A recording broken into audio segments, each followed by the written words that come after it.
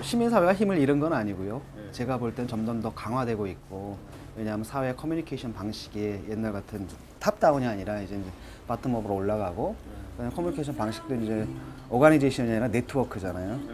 그 오가니제이션은 정당이나 교회나 군대처럼 위에서 아래로 내려오는, 이게 이제 자율적인 수평적인 이런 커뮤니케이션 SNS에서 드러나듯이 이렇게 되기 때문에 그게 사람들의 오락 방식이고 노동 방식이고 이렇게 되기 때문에 필연적이라고 보는데, 제가 볼 때는 현 정부 자체가 약간 뭐랄까 시대착오가 있어요. 아나크로니즘이 있어가지고 그것 때문에 지금 이 모델을 70년대 그 모델로 가다 보니까 이쪽을 적대시하고 있죠 지금. 그래서 웬만하면 다 그 사법적으로 개입하려고 하고 있고 그런 가운데서 이제 위축되어 있는 것처럼 보이지만 실제로는 이게 점점 용광로처럼 계속 갈 수밖에 없는. 그래서 뭐 현상적으로는 위축되어 보이지만 실질적으로 보게 되면 필연적으로 그렇게 갈 수밖에 없기 때문에 제가 뭐 약화되고 있다고 보지는 않습니다. 더 강화될 거고요.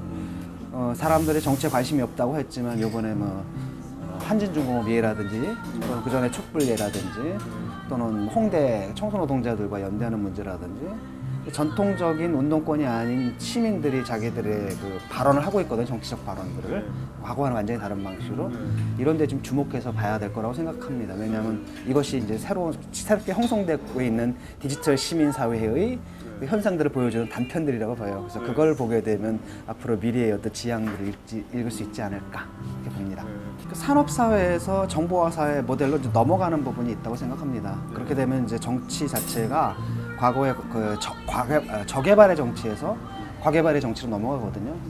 저개발의 정치는 생존으로서의 정치고 투쟁으로서의 정치인데 과개발의 정치는 되게 오락으로서의 정치, 유희로서의 정치, 진지함과 오락성이 섞여 있는 이런 패러다임으로 좀 변해가거든요. 역사적 필연이라고 보고, 왜냐하면 정보사회 속에서는 정보사회라는 게 이제 노동자들의 대다수가 컴퓨터 앞에서 일하는 사회잖아요.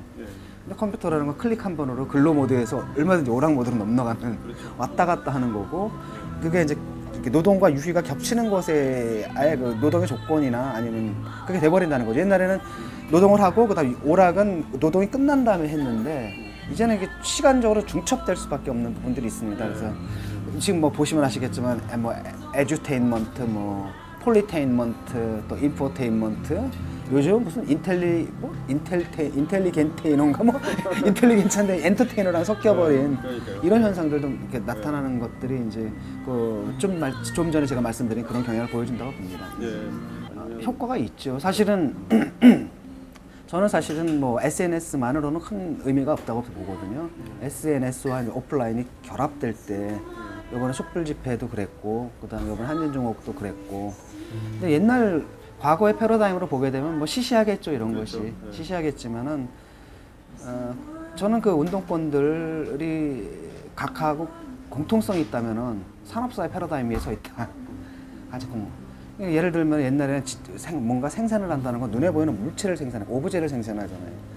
근데 지금 정보화사회에서는 우리 생산하는 단위가 지식과 정보거든요. 비가시적인 거라는 거죠. 물질성이 없는 것이고. 그러니까 시위 문화 자체도 옛날처럼 막 그냥 뭐 수액 파이프와 저쪽에서 막 그 뭐 곤봉과 이게 막 들이치고 육체적으로 이렇게 한다기보다도 시민들은 왜 그렇게 해야 되는지 잘 몰라요.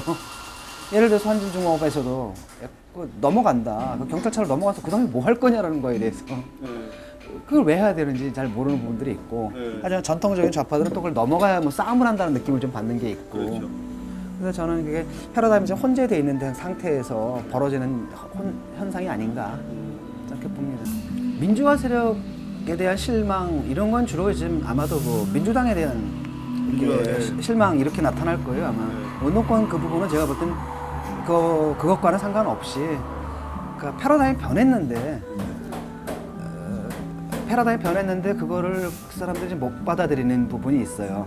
예를 들어도 아마 지금도 그럴 겁니다. 자기들은 열심히 대응하고 막 이래도 아무도 거들떠보지 않았는데 김효진 씨가 한마디 딱 하니까 이렇게 했을 때는 아니 난 정말 현장에서 열심히 일했는데 정말 어떻게 현장에서 일하지 않은 저런 애들이 와가지고 사건을 만들고 쟤들이 막 거기에 대한 뭐랄까 약간 상실감 같은 것도 분명히 있을 거라는 거죠. 근데 그런 것들 때문에 이제 벌어진 현상이 그게 아닌가.